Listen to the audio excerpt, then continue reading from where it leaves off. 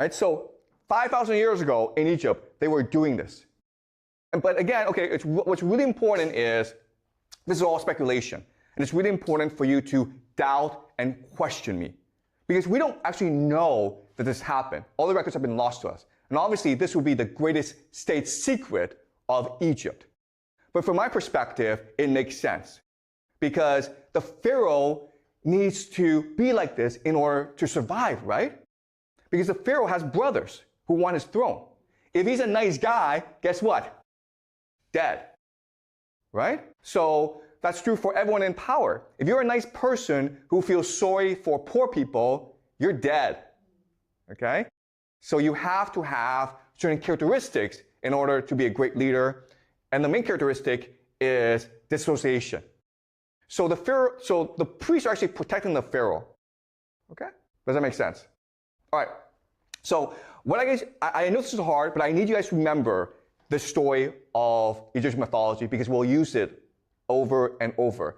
Also, these techniques that they use, tombs, cutting you up, sex, drowning, rape, also techniques that we still use today. So what they did in Egypt 5,000 years ago, we still do today.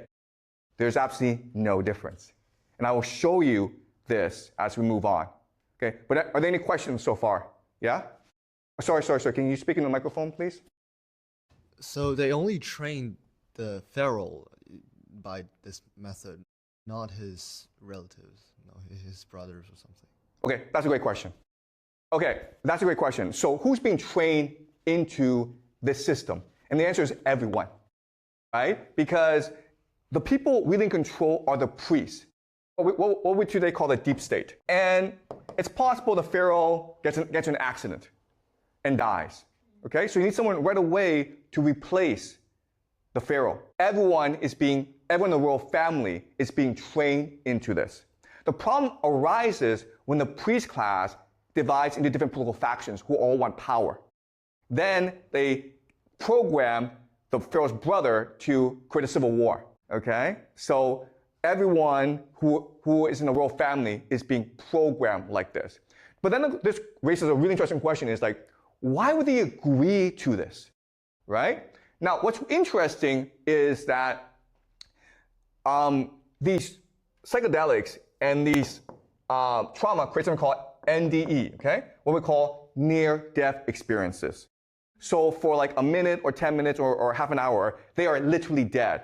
And what we know is when that happens, and it's really interesting, is when you feel you're almost dead, you transcend into the spirit world. In the spirit world, you actually meet God. And we know this because tens of thousands of people have had an NDE, near-death experience. You know, they got in a car crash and they blacked out. Or they were drowning and they almost died. Or they had a heart attack and died. They all went to meet God. And they all said, up there in the spirit world, it's all peaceful. It's all love. You can feel God in you. But God told me I cannot die. I have to come back and tell people the true spirit world. So the royal family does this because it gives them wisdom and access to the spirit world so that they feel as though they're truly God. Okay? And that's why they agree to do this. Right? But then the question then is, how do the priests know how to do this? Because they experiment on themselves. Because they're priests and they want to access the spirit world themselves, and they recognize that near-death experiences and psychedelics are the best two ways to go into that world. So they drown themselves, they cut themselves up, they starve themselves.